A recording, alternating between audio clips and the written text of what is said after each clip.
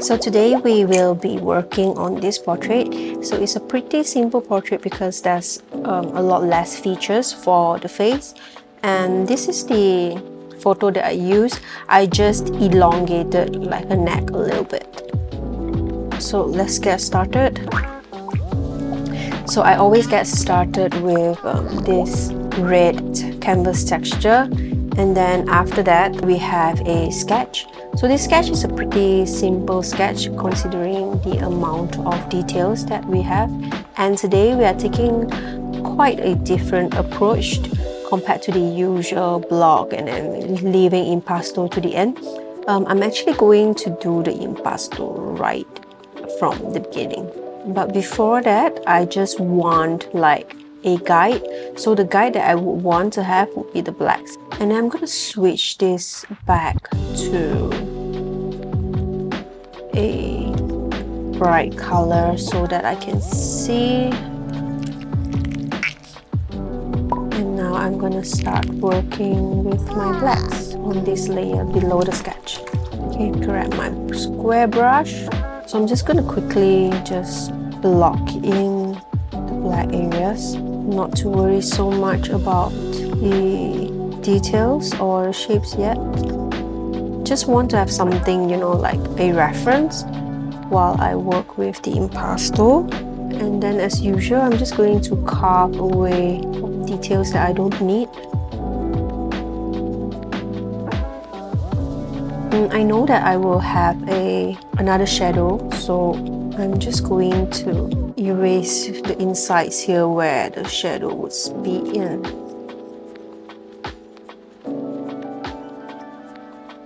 And then just drop in more definitions here so that I can see what's going on.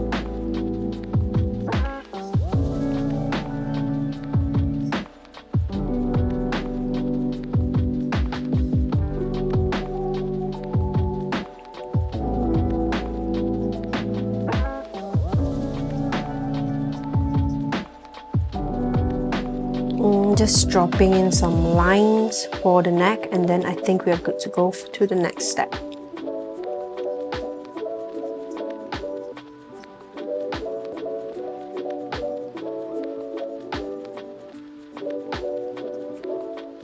Okay, I think this is enough because this will just be like sort of like a sketch while I work with everything else. So I'm just going to call this layer blacks. And then now I'm just going to start working with my impasto. So the first thing I want to do is to build my library. So I'm just going to pick like certain brushes that I like. Make sure that I have my classic palette on, and then black and white, and then make sure the black is selected.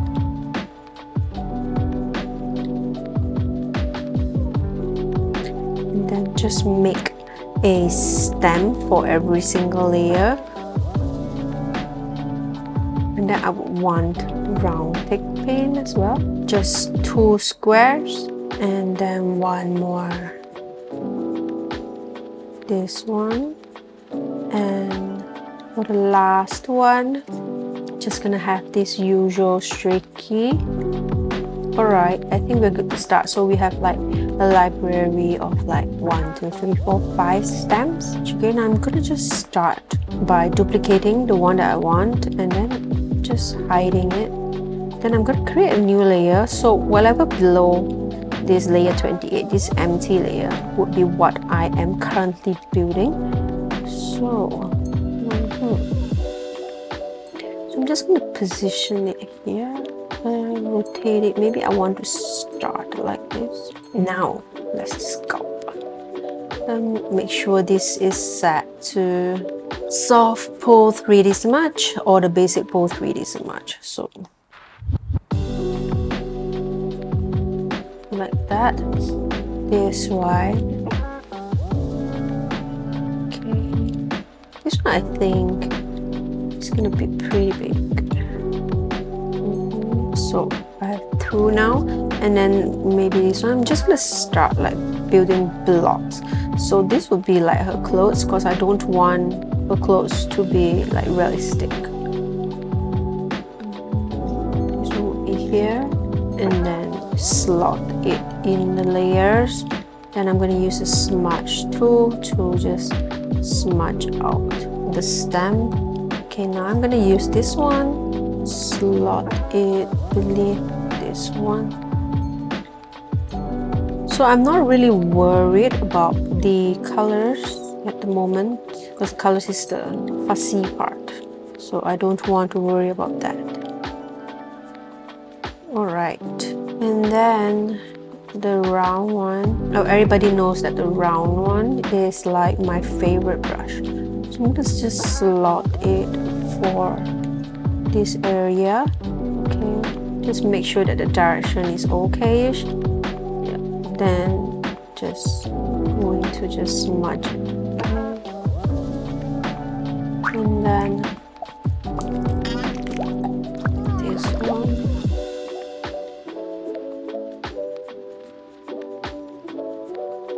So everything is still detached and unmerged. So because I haven't assigned any colors yet, so the moment we assign colors is when we need to like really merge everything down. So usually you can't work like this because you don't have enough layers to like just abundantly put one stem per layer. But because this artwork is kind of simple, so we can actually do that. I think I'm gonna have to start grouping them though.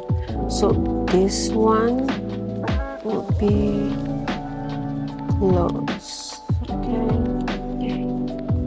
I'm gonna put one more for the background. I think it's different when we work like this compared to like we finish the sketch first, because working like this, it kinda makes us focus on something else earlier instead of, you know, just focusing on the drawing all the time. This will be part of the background, I think. Okay, let's just continue building the background.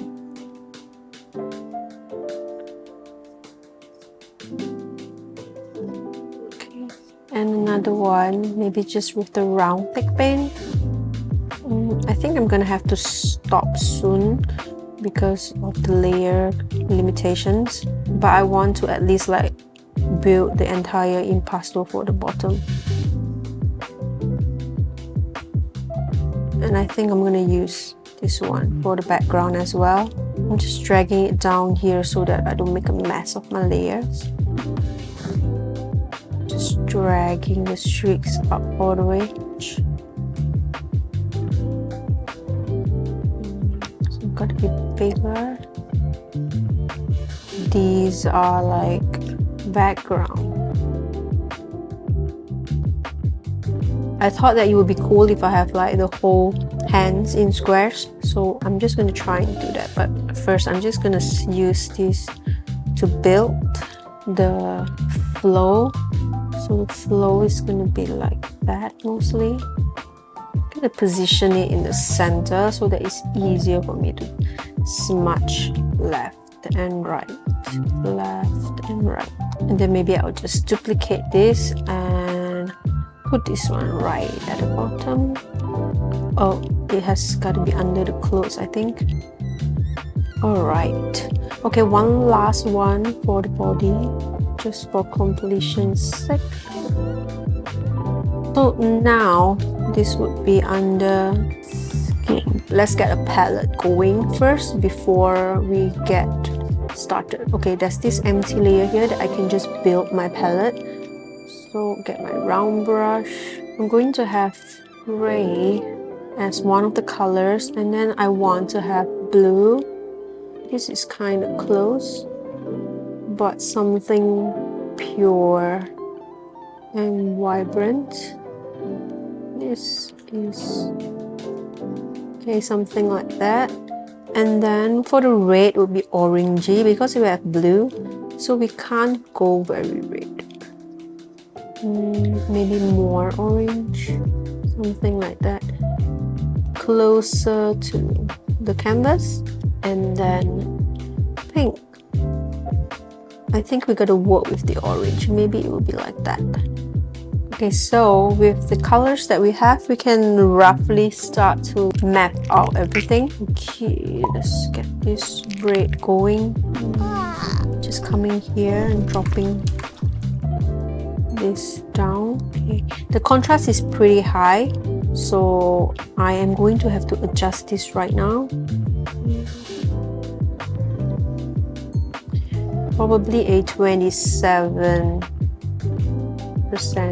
Yeah, so this is a lower threshold, which is much better. And then let's get the pink in. Oh, this is a very bad one. Let's drop it into the gray. Yep, now let's drop it in. Yes, much better. Okay, this works. So dropping it in the gray, then only the mid-tones, kind of guarantees that it doesn't go overblown in terms of contrast. I'm gonna try the trick again. Yep, so what I did was I dropped it into the darkest part, then the middle part. So it's like low contrast and it still works. So this one, same thing. This is super quick, love it. Okay, what else? This one maybe darker blue. This last one here. Oh, let's get back the same red.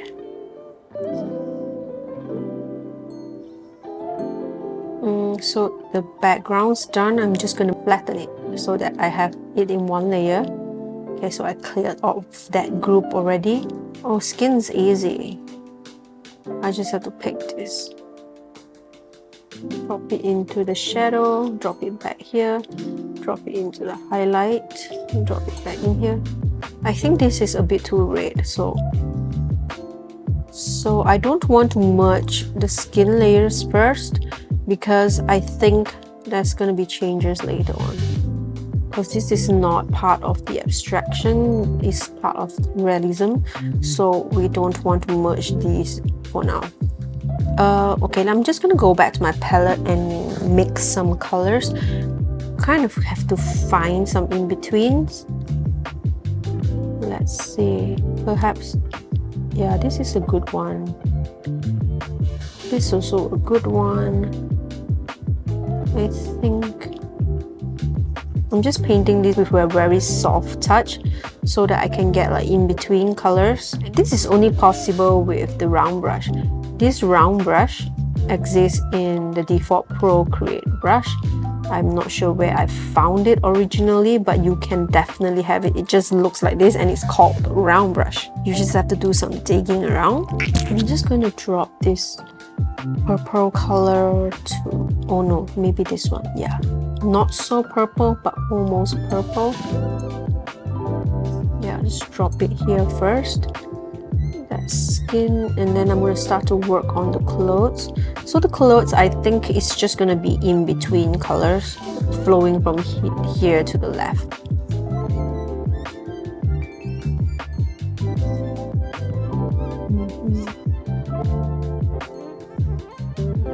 Okay, and I kind of really want it to flow, so let's just make this blue one first.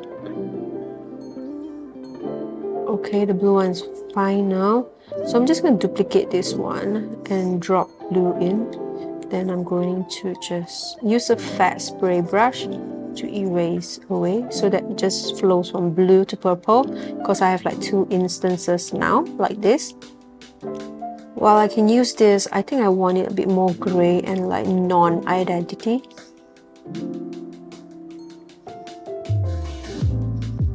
Yep, something like that. Non-identity is the key here. Not very purple, but it just looks purple based on the relationship. So now I'm just gonna turn off this layer so that we can work with everything else. Oh, let me just merge the clothes layer. The next thing to work with is the drawing. So for the drawing, I mentioned that we will have another shadow. So I'm just picking a brown. Okay, maybe something more vibrant. Okay, we can use this for the brown, so just filling in the blanks here.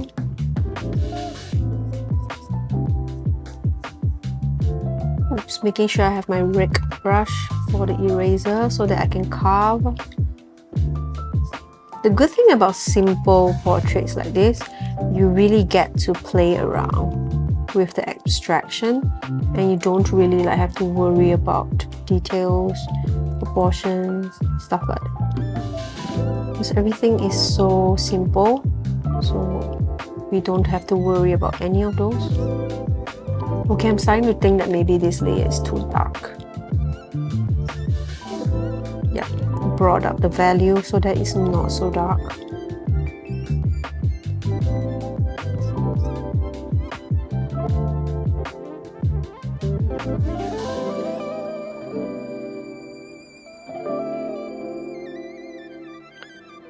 So I'm just carving in the values for now, so that later on we can just assign the correct color to them, because all these values are all in different layers, so it's going to be very easy for us to just reassign them.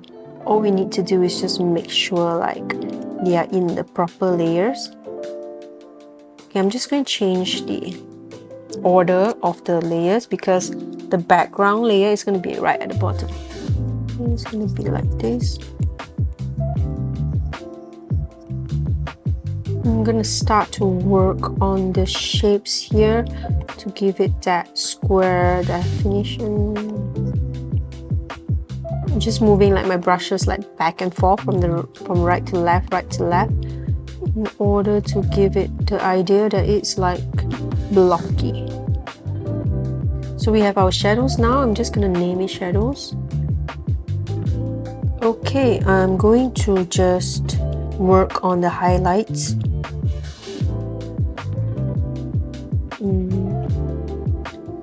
I moved the skin impasto below the shadows so that I can see what's happening. And I'm just going to use this pink for the highlights because it's just like right next to me. I'm kind of like merging my shapes with the existing impasto ones, just to see what happens. Oh, I think I missed an impasto spot here. Yeah, that seems like a good place for impasto. I'm also going to start to extend the impasto, making sure that I put in all these effects first. And then this one, I think, goes here. Just erasing all this. So I'm just going to merge these two and apply a mask. So I'm going to do the same erasing in order to give that blocky look and just to see what happens. Okay, I'm just going to put in my highlights. Oh, need my square brush again.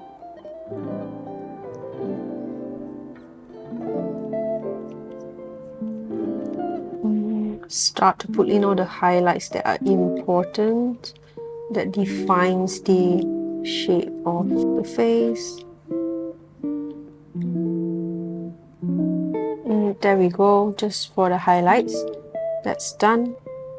Before we proceed, I think I want to work with some colors first. So I'm just jumbling up my workflow today so that I have like a free flow kind of thing. Because I find that if I follow like a set of workflow strictly every day, for no reason other than to stay in control, I get like pretty overwhelmed pretty quickly for no reason as well. So I'm just like switching things up so that I stay sane. And I'm just going to work on the background first. Okay, just above the canvas. And I'm just going to use a wet grunge brush. So I like to use this brush when I am uncertain of things. I don't have to commit to the color yet.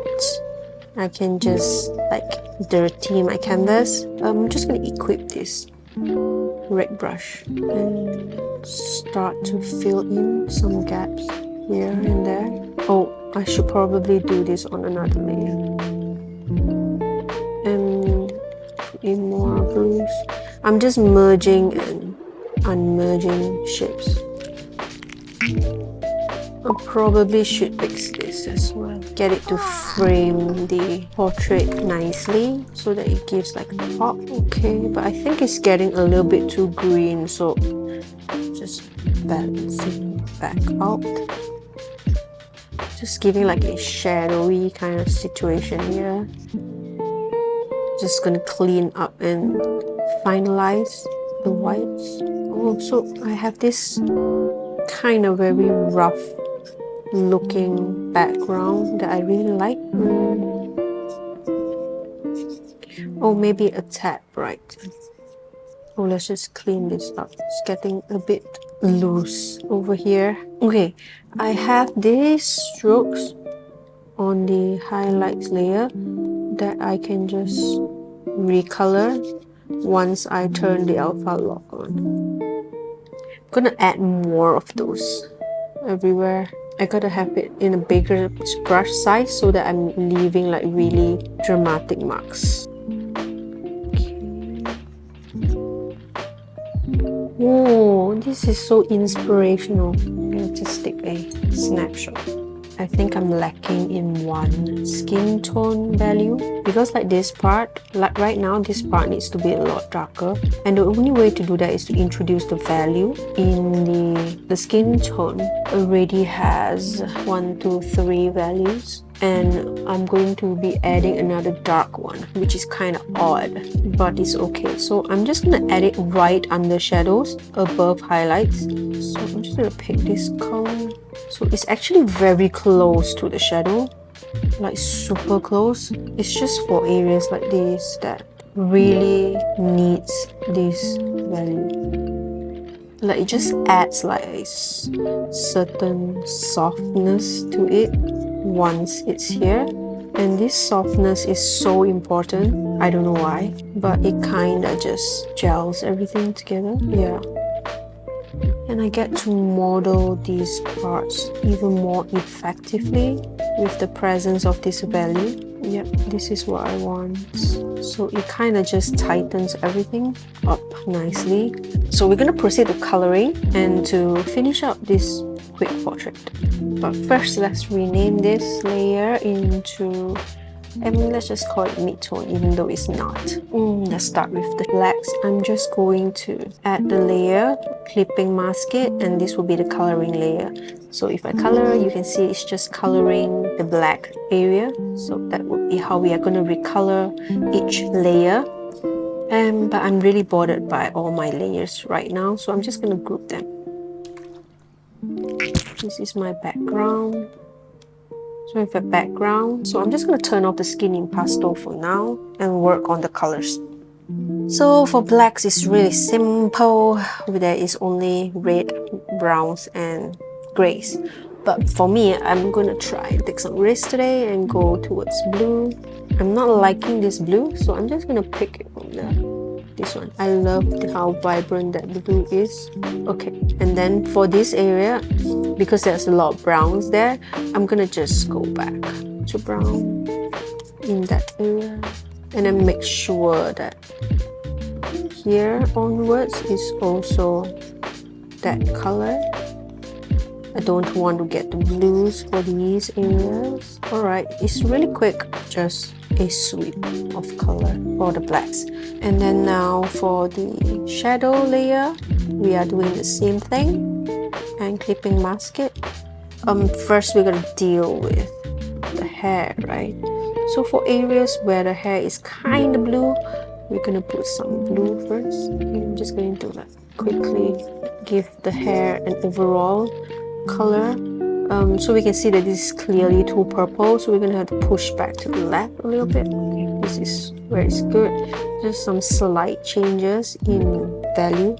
Okay, for these areas, maybe it goes a lot darker. Yep, and that one goes back to brown. But maybe more vibrant. Okay, now for the ears, we're gonna have to make sure that this is really red, and then it goes back to like grayish here. and reddish can remain here. Okay, and then it goes really gray here for the shadows. So,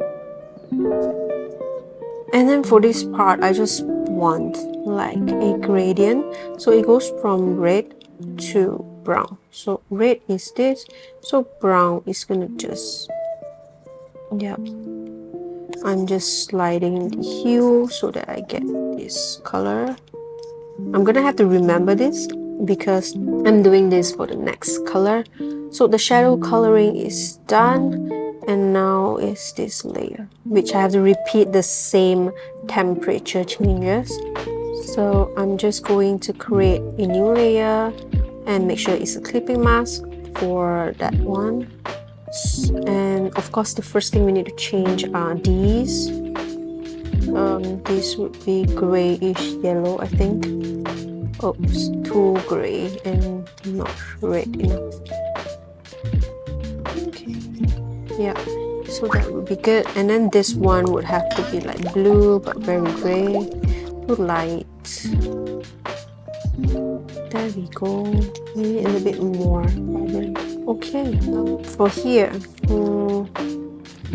gotta kind of figure out how to get it to be more grayish. So I want something purple there, but I don't think this is how it should be done, but I'm just gonna try it. So remember the color changes I did here. I'm just gonna remain the same rate and then just swap it over to orange for this lower part. So when you look from far, it's like red to orange. The last thing to do is the coloring for the highlight. So for the highlights, we have already started coloring part of the clothes. So I'm just going to bring it back up. Make sure it's sitting on top of the mid-tone. Okay, and I'm just going to dump my shades in. Oh look, there's like blue left over from don't know where. Maybe it can be a good color here, something brighter. And of course, this pink would be good here. I'm just repeating colors from like whatever I have. And then this one goes gray. Just gonna maintain this whole situation here. For here, you're gonna have to just bleed out the clothes a little bit. Okay, just gonna put blue first and see what happens. So I think that because there's a red to brown graduation here, we need to have some sort of graduation up. So I think as it goes up, it gets warmer. So if it goes warmer, colder, or warmer. Oh, colder is nice. Okay, so the highlight's done. So now the bulk of the work, of course, is whatever's remaining of the canvas, because that's where it actually controls all the color. So that goes right below. So usually what I do is I just pick my background color and give it an overall sweep first before worrying about anything else. So it just looks like it's filled in. And then now we deal with the nuance of the whole coloring situation. So usually we have a red version. I want this a little bit brighter so that it's more obvious. Those goes into the ear.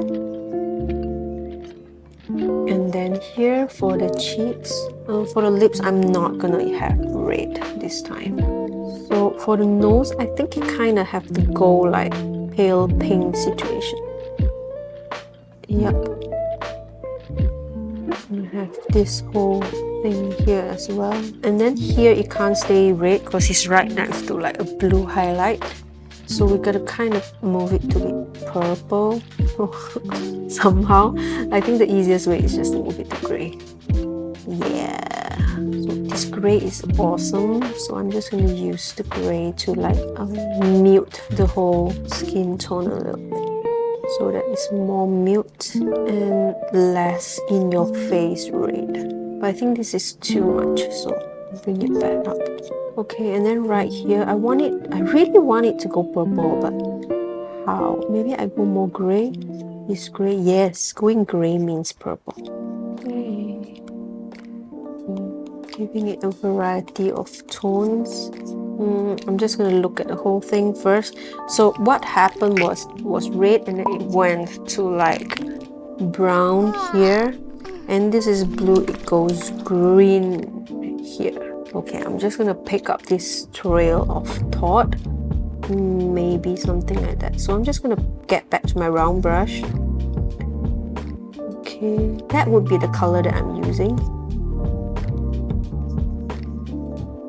So it kind of looks like it flows. So now we gotta kind of address the situation where this is red and it's going like more yellow downwards. So we're gonna repeat that here. So let's just repeat this part. Just gonna push it to yellow. Okay, I think that's too yellow. Too bright. Okay. How would it look like here? Oh, it gels. Wells. Maybe here a little bit darker.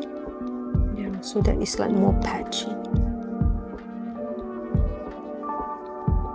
Okay, I have something like a square pattern here that I can make use of. I'm just connecting the colors patches first. So it's time to bring back my skin. So my skin impasto has been like down there. I'm bringing it back all the way up. Okay, right below the clothes impasto. Okay, all I need to do is just to use this and apply the same color of what I did before. So I'm going to delete this layer mask. This one can stay, but I think this is too bright. So let me just drop this new color in. And then of course I see like some opportunities to add more impasto elsewhere, but the bigger patches of the impasto is done and I can already finish that first to give like an overall look. It's like I know what I have to do, but I'm so lazy. Okay, I have like 5 copies. I'm just going to pick the color and drop it in. Then we will just sculpt from there. I'm just gonna pick this one. Turn it back on. Okay, it's there already. And I'm just gonna use a mask, invert it, and I'm just going to there for all the areas that's affected by the color. Pick this color, turn on another layer, drop it in. My god, this workflow is super lazy. I love it. And then for that part,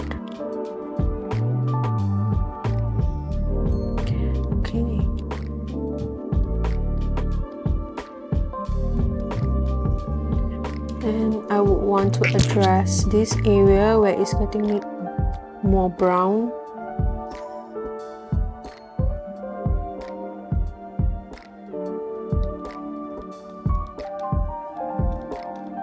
Okay, so I'm just going to merge all these and keep one here just in case. The next easy thing to do is to apply the overall subtle impasto, right? So we want that under the serious impasto that we already did.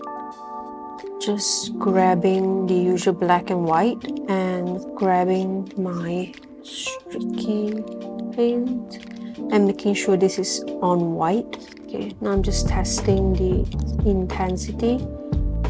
This is how it's like, and I'm just going to change this to overlay so I can clearly see that the black has to go up.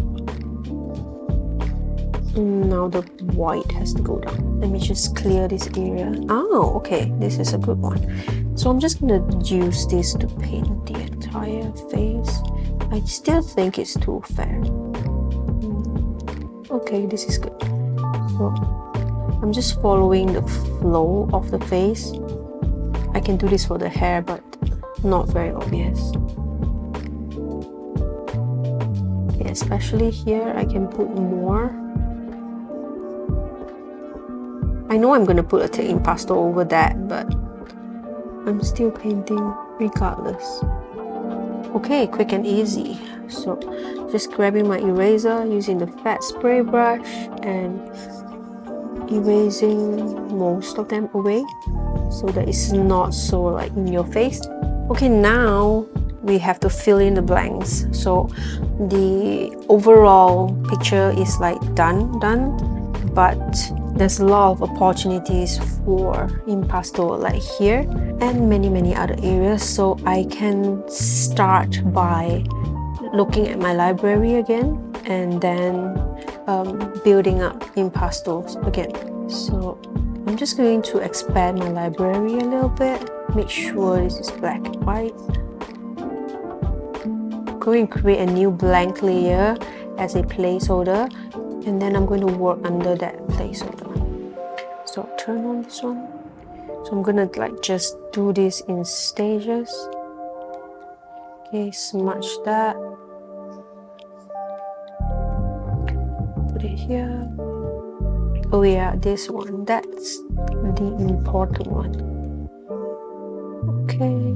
Generally, I think I can build like in layers of 10s so that I can just keep merging as I go.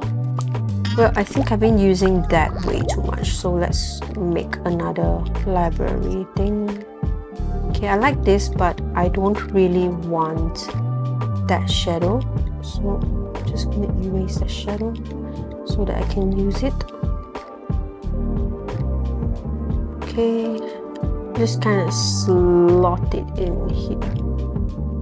Okay, sculpted, done. Oh, this one. Okay, let's just use back. Oh, if it overlaps, it looks nicer. Okay, so I'm just going to sculpt upwards. Okay, so it's gonna be like that, and then gonna start building this whole square thingy. Can I just use this one single stem for everything? Let's put one here. Okay, rotate it. Maybe duplicate that bit. Oh.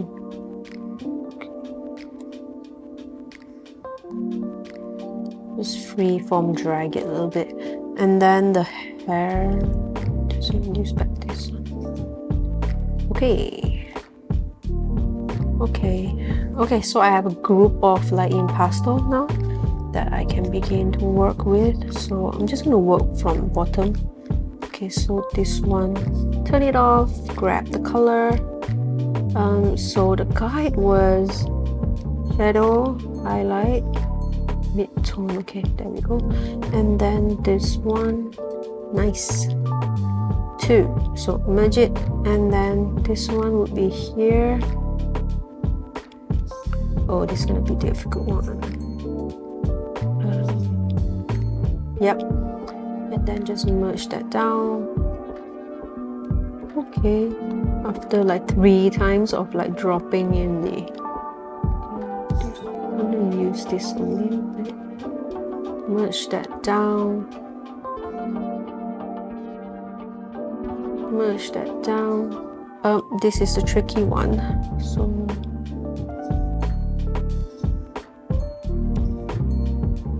okay, I'm just going to erase away and leave like only the edge, so that there's a squarish thing going on, but not really. But I'm not gonna merge yet because I'm not really confident of like what I'm doing at the moment. Drop it into the shadow, drop it into the highlight, drop it into the mid-tone. Just try and get it to work. And then same thing, I'm just going to like erase and see.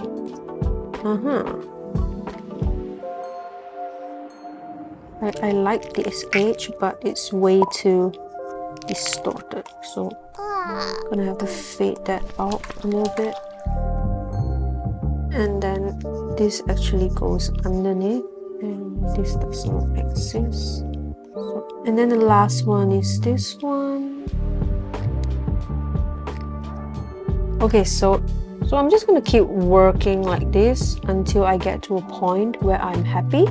So this is what I have in the end after I merge all my impasto layers into one. So I have all my impasto layers into one and my subtle impasto in another one. So, and then a bunch of my libraries here that I still have. Delete those. So this is what I have in the end, and it's really quick and really fun, and I think I finally like found a workflow where it doesn't really stress me out. Previously it was really stressing me out. I placed this impasto and I'm so proud of the placement. I love this one here and this texture bit here as well.